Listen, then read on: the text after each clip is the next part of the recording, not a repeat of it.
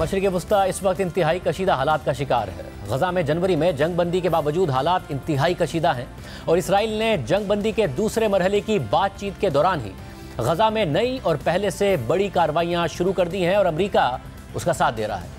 दूसरी जानिब यमन में इसराइल का इत्तेहादी अमरीका ईरानी हिमायत याफ्ता हूसी बागियों को निशाना बना रहा है और वो साथ ही ईरान को हूसियों की हिमायत ख़त्म ना करने की सूरत में संगीन नताइज की धमकियाँ दे रहा है और ईरान भी अमेरिका की धमकियों का जवाब धमकियों से दे रहा है।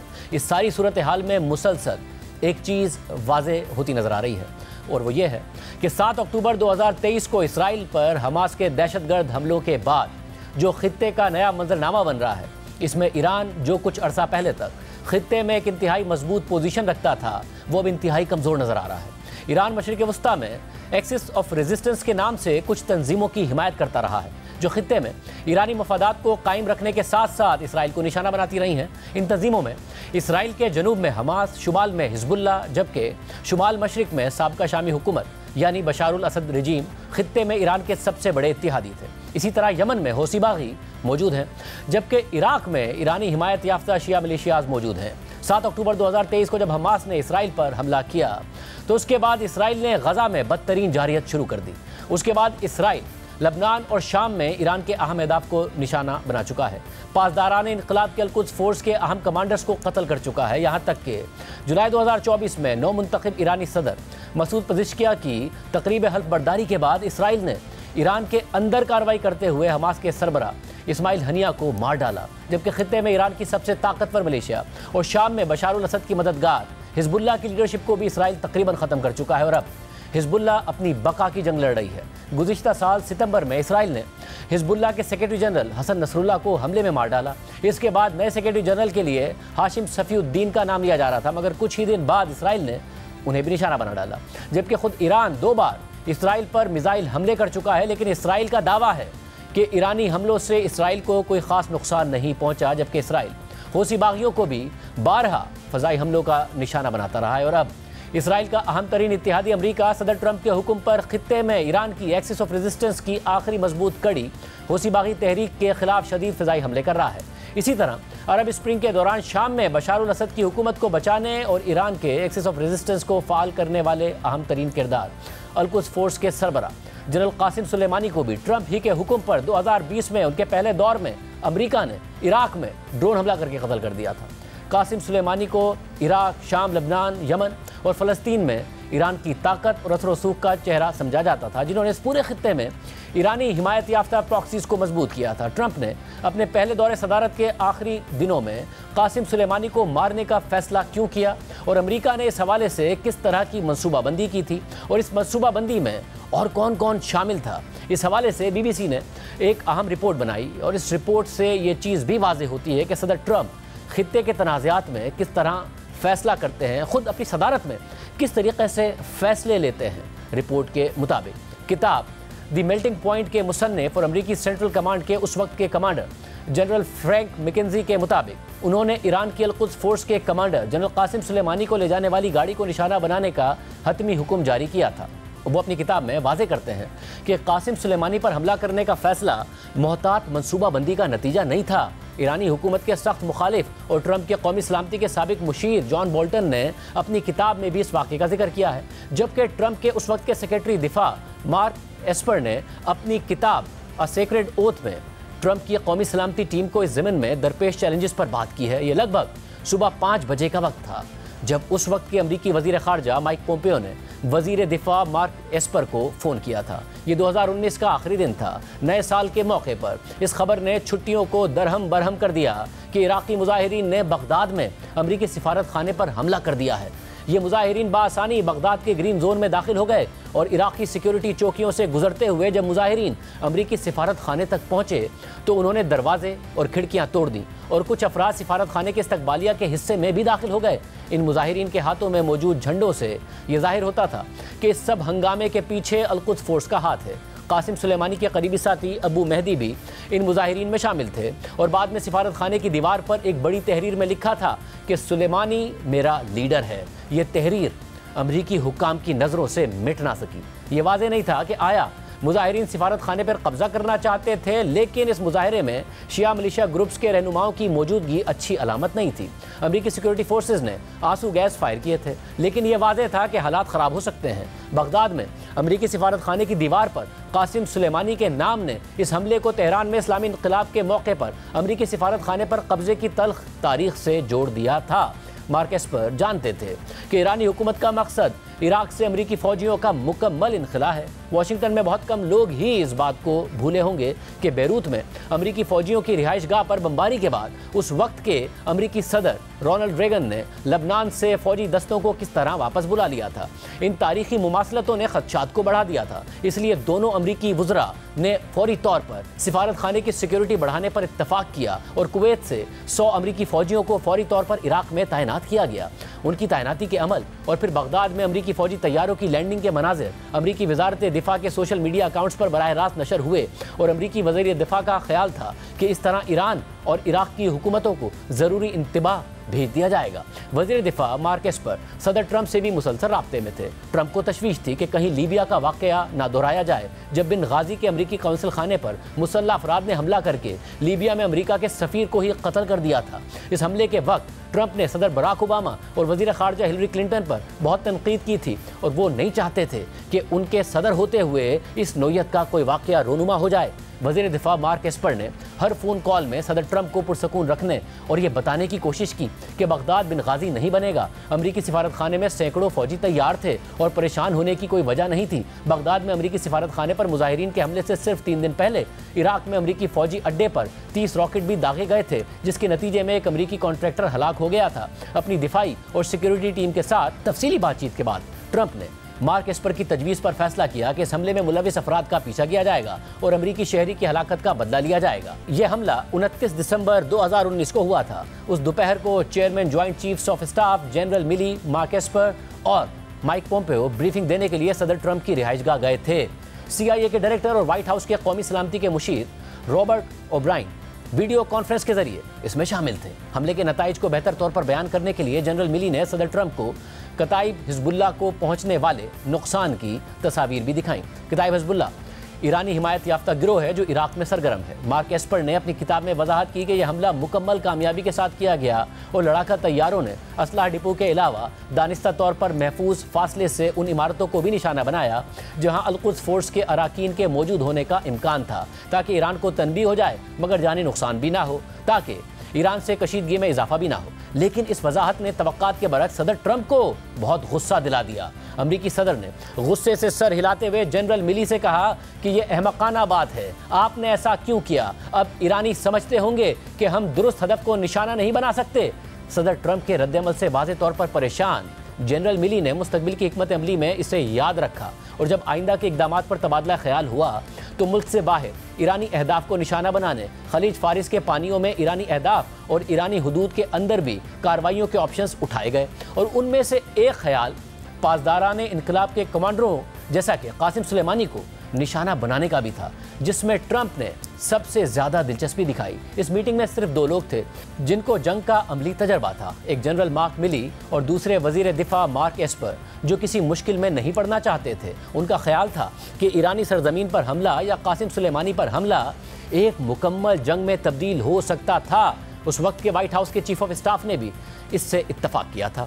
उन्होंने बारी बारी ये वजाहत की कि बेहतर होगा कि अमरीकी रद्दअमल की शिद्दत को आहिस्ता आहिस्ता बढ़ाया जाए, लेकिन सदर ट्रंप ईरान को सख्त जवाब देना चाहते थे। अमेरिका की कौमी सलामती के मुशीर रॉबर्ट ओब्राइन भी सदर ट्रंप जैसी राय रखते थे। जब उन्होंने कहा कि हमें मिलकर तमाम अहदाफ को निशाना बनाना चाहिए तो ज्वाइंट चीफ्स ऑफ स्टाफ और वजीर दिफा ने हैरत से एक दूसरे की तरफ देखा और जनरल मिली ने कहा, अगर हम कोई बड़ा फैसला करने जा रहे हैं तो हमें सबसे पहले उसके नताइज से निमटने के लिए तैयारी करनी चाहिए। मुमताज़ अमरीकी सहाफ़ी बॉब वुडवर्ड, जो अगले ही दिन यानी 30 दिसंबर को सदर ट्रंप का इंटरव्यू करने वाले थे, उस वक्त कासिम सुलेमानी को कत्ल करने के मंसूबे से लाइल्म थे।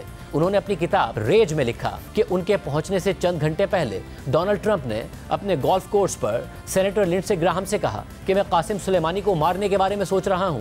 उनके मुताबिक कांग्रेस में ट्रंप के हामी और गोल्फ के साथी खिलाड़ी लिंडसे ग्राहम ने सदर को याद दिलाया कि उन्हें पहले मुस्तकबिल में मुमकिना ईरानी रद्द-ए-अमल से निपटने के बारे में सोचना चाहिए। सेनेटर लिंडसे ग्राहम ने ट्रंप को यह भी याद दिलाया कि अमरीकी मफादात पर हमला करने के कासिम सुलेमानी के मंसूबे के बारे में इंटेलिजेंस सर्विसेज की मालूमात कोई नई बात नहीं है, क्योंकि कासिम सुलेमानी ने हमेशा यही किया है। आपको अपने रद्द-ए-अमल के बारे में सोचना चाहिए। 3 दिन बाद कासिम सुलेमानी एक अमरीकी ड्रोन हमले में मारे गए। IRGC यानी पासदारान इनकलाब की अल-कुद्स फोर्स और कासिम सुलेमानी बरसों से वाशिंगटन की तवज्जो का मरकज़ रहे हैं। 2007 में बुश इंतजामिया ने अल-कुद्स फोर्स को निशाना बनाने और इराक में अस्करियत पसंदों को इमदाद फराहम करने से रोकने के लिए एक खुसूसी इंटेलिजेंस यूनिट बनाया था। ये वो वक्त था जब इराक में मुबैना तौर पर पासदारान इनकलाब के इंजीनियर्स के डिज़ाइन करदा सड़क किनारे नस्ब बॉम्ब से अमरीकी अफवाज को मुसलसल निशाना बनाया जा रहा था। पेंटागन के अंदाजों के मुताबिक 2003 से 2011 तक इराक में तमाम अमरीकी फौजियों की हलाकतों में से 17% बिलवास्ता या बिलवास्ता तौर पर कासिम सुलेमानी की क़यादत में अल-कुद्स फोर्स की वजह से हुई थी। लेकिन जब इराक की जंग का आगाज़ करने वाले अमरीकी सदर बुश के सामने ईरानी सरजमीन पर अल-कुद्स फोर्स के 2 तरबियती अड्डों पर हमला करने की बात हुई तो उन्होंने अपने कौमी सलामती के मुशीरों से कहा कि इसका हतमी नतीजा कांग्रेस में मेरे मुआवजे की सूरत में निकलेगा। ताहम वाशिंगटन में अल-कुद्स फोर्स के कमांडर यानी जनरल कासिम सुलेमानी के दुश्मनों की कोई कमी नहीं थी। 2010 में जब जनरल मैकेंजी महकमा दिफा की हिकमत अमली और मनसूबाबंदी के डायरेक्टर बने तो वो ईरान से मुताल्लिक हर इजलास में जनरल कासिम सुलेमानी के बारे में पूछते रहे। यहाँ तक कि पेंटागन में ईरान के माहिर तज्जियाकारों ने इस बारे में मजाक शुरू कर दिया था। जब 4 स्टार जनरल मैकेंजी को मार्च 2019 में अमरीकी सेंट्रल कमांड की सरबराही के लिए मुकर्रर किया गया तो मुसल्लह अफवाज की स्पेशल ऑपरेशंस टास्क फोर्स के कमांडर ने हिदायत की थी कि अगर ज़रूरत पड़ी तो सुलेमानी के खिलाफ कार्रवाई का मंसूबा तैयार करें। जनरल मैकेंजी के मुताबिक अमेरिका के इत्तेहादी भी इस मसले में दिलचस्पी रखते थे और इस मकसद के लिए वो व्हाइट हाउस से राब्ता कर चुके थे। उसी वक्त CIA भी कोई ऐसा ही हल तलाश करने की कोशिशें कर रही थी। ईरान और अमेरिका के दरमियान कशीदगी बढ़ने के साथ ही इस हल को हतमी शक्ल देने की कोशिशें बढ़ गई। मई से दिसंबर 2019 तक इराक में अमरीकी अड्डों पर 19 रॉकेट हमले हुए। जून 2019 में जब खलीज फारिस पर $200 मिलियन के अमरीकी ग्लोबल हॉक ड्रोन को निशाना बनाया गया तो सदर ट्रंप ने अपनी कौमी सलामती टीम के साथ कई मुलाकातों के बाद ईरान के 3 मकामात पर हमलों का हुक्म दे दिया, लेकिन इस शर्त पर कि खलीजी रियासतें इन हमलों पर उठने वाले अखराजात का कुछ हिस्सा अदा करेंगी। लेकिन फिर सेक्रेटरी खारजा माइक पोम्पियो और कौमी सलामती के मुशीर जॉन बोल्टन और इसराइली वज़ीर आज़म नेतन्याहू के इसरार के बावजूद उन्होंने हमले से सिर्फ 10 मिनट पहले अपना हुक्म वापस ले लिया। 28 दिसंबर को इराक में अमरीकी सिफारत खाने पर हमले से 2 दिन पहले सेंट्रल ऑपरेशंस के कमांडर एडमिरल सैमुअल एक बड़ा नक्शा लेकर मैकडिल एयर फोर्स बेस में जनरल मैकेंजी के घर पहुंच गए। इस मंसूबे में कुछ ऐसे ऑप्शंस शामिल थे जो अमरीकी सेंट्रल कमांड ने ईरान के साथ मुमकिना तसादुम के लिए पेशगी तैयार कर रखे थे। यमन में पासदारान इनकलाब के एक सीनियर कमांडर, किताइब हिजबुल्लाह के एक कमांडर और कासिम सुलेमानी अमरीकी हदफ की फहरिस्त में शामिल थे। ईरानी जहाज सावेज एक और ऑप्शन था। अमरीकी बहरिया सावेज जहाज को इंटेलिजेंस मालूमात जमा करने वाला जहाज समझती थी जो यमन से जबूती तक अमरीकी बहरी जहाज़ों की सरगर्मियों की निगरानी करता था। यही ऑप्शंस सदर ट्रंप को भी पेश किए गए थे। जनरल मैकेंजी का कहना था कि उन्होंने पहले जनरल मिली से सुना कि सदर ट्रंप ईरान को मुंह तोड़ जवाब देने और जनरल कासिम सुलेमानी को निशाना बनाना चाहते हैं और उन्होंने इंटेलिजेंस फोर्सेस की मदद से सदर ट्रंप को कासिम सुलेमानी पर मुमकिना हमले के नताइज की वजाहत देने के लिए एक अलग रिपोर्ट तैयार की है। कासिम सुलेमानी पर हमले के मुमकिना नताइज के बारे में खदशात के बावजूद फहरिस्त किसी मनफी सिफारिश के बगैर सदर ट्रंप की मेज़ पर पहुंच गई। 29 दिसंबर को 6:30 बजे जनरल मिली ने जनरल मैकेंजी को एक फ़ोन कॉल पर बताया कि सदर ट्रंप ने यमन में अल-कुद्स फोर्स के कमांडर्स पर हमले, 14,000 टन वजनी जहाज सावेज पर हमले और इराक में जनरल कासिम सुलेमानी पर हमले की मंजूरी दे दी है। अमरीकी सेंट्रल कमांड मौसम ख़िज़ा के आखिर में शाम और इराक में कासिम सुलेमानी पर हमला करने के मुमकिन ऑप्शंस पर काम कर रहा था। जनरल मैकेंजी और जनरल मिली का ख्याल था कि शाम में जनरल कासिम सुलेमानी को निशाना बनाना बेहतर था, क्योंकि इराक में यह कार्रवाई करने से शिया मलेशियाज़ की वजह से संगीन फौजी और सियासी नताइज हो सकते हैं। रिपोर्ट में मजीद लिखा है कि पेंटागन ने पता लगाया था कि जनरल कासिम सुलेमानी 31 दिसंबर 2019 को तेहरान से बगदाद का सफ़र करेंगे। उस दिन अमरीकी सेंट्रल कमांड में जनरल मैकेंजी 2 बड़ी स्क्रीनों के सामने एक बड़े मेज़ पर बैठे थे। एक स्क्रीन पर मुख्तलिफ डेटा के साथ ड्रोन की मदद से हासिल होने वाली सियाह और सफ़ेद तस्वीर थी और दूसरी स्क्रीन पर सैकड़ों फौजी और सिविलियन तैयारों की नकलो हरकत देखी जा सकती थी। कासिम सुलेमानी आखिरकार तेहरान में अपने घर से निकले। सुबह 9:45 पर अपने तैयारे में सवार हुए और 2 घंटे की परवास के बाद बगदाद पहुंच गए। लेकिन तैयारे ने बगदाद में उतरने के बजाय 30,000 फीट की बुलंदी पर मगरिब की जानिब परवास जारी रखी और ऐसा लग रहा था कि हमला करने का मौका हाथ से जाने लगा था। General McKenzie secretary of defence और chairman joint chiefs of staff के साथ एक कॉन्फ्रेंस कॉल पर थे जब पेंटागन से किसी ने पूछा कि क्या आप इस तैयारे को मार गिरा नहीं सकते। इस दरख्वास्त की तामील करने का फैसला किए बगैर जनरल मैकेंजी ने कतर में अमरीकी फ़िज़ाई अड्डे पर मौजूद एक फ़िज़ाइया के कमांडर को फ़ोन किया कि अगर मैं आपको हुक्म दूं तो क्या आप इस तैयारे को मार गिरा सकते हैं। सवाल के जवाब में कतर के अमरीकी अड्डे से 2 जंगी लड़ाका तैयारों ने परवाज़ भरी, लेकिन थोड़ी ही देर बाद ये बात वाज़ेह हो गई कि वो तैयारा जिसमें जनरल कासिम सुलेमानी सवार थे शाम जाने वाला तैयारा था, जिसमें दीगर मुसाफिर भी सवार थे। कासिम सुलेमानी को शाम में निशाना नहीं बनाया जाना था और अमरीका ईरानी मुसाफिर तैयारे को मार गिराने का खतरा भी मोल नहीं लेना चाहता था। अमरीकी जेट तैयारे अपने अड्डे पर वापस आ गए और जब जनरल कासिम सुलेमानी के तैयारे ने दमिश्क में उतरने के लिए अपनी ऊंचाई कम की तो यह वाज़ेह हो गया कि हमला फिलहाल मुलतवी कर दिया गया है। जनरल मैकेंजी ने यमन में हमले को रोकने का हुक्म भी दे दिया। कासिम सुलेमानी के दमिश्क से बगदाद के सफ़र का इंतजार तकरीबन 3 दिन तक जारी रहा और आखिरकार दमिश्क के हवाई अड्डे पर मौजूद एजेंट्स ने इतला दी कि एक तैयारा बगदाद जाने के लिए तैयार है और जनरल कासिम सुलेमानी के जल्द ही उसमें सवार होने की तवक्को है। और बिलाखिर 3 घंटे की ताख़ीर के बाद जनरल कासिम सुलेमानी तैयारे में सवार हो गए तो अमरीकी सेंट्रल कमांड के हेडक्वार्टर में एक हंगामी इजलास हुआ। 2 जनवरी 2020 को बगदाद में रात 12:47 पर जनरल मैकेंजी के हुक्म पर अल अदीद एयरबेस कतर से उड़ान भरने वाले रीपर ड्रोन ने हेल फायर मिसाइल दागे और अल कुद्स फोर्स के कमांडर को ले जाने वाली गाड़ी को उड़ा दिया गया। उस वक्त के सेंटकॉम कमांडर का ख्याल है कि जनरल कासिम सुलेमानी पर हमला करने का फैसला मोहतात मनसूबाबंदी का नतीजा नहीं था और यह फैसला एक ऐसे सदर ने किया जिसने मुशीरों से सुना था कि ईरान कोई जवाब नहीं देगा। इस राय से जनरल मैकेंजी के मुताबिक सेंटकॉम या अमरीकी इंटेलिजेंस एजेंसियों में से कोई भी मुत्तफिक नहीं था। लेकिन इस ऑपरेशन के अख्तिताम पर जनरल मैकेंजी ने अपने फौजियों से कहा कि जनरल कासिम सुलेमानी मारे जा चुके हैं और कल भी हम यही होंगे। इस सारी बात से ये चीज़ वाज़ेह होती है कि सदर ट्रंप किस तरह से फ़ैसले करते हैं और उनके इन फैसलों से खित्ते में मौजूदा तनाज़ात किस सिमत जा सकते हैं।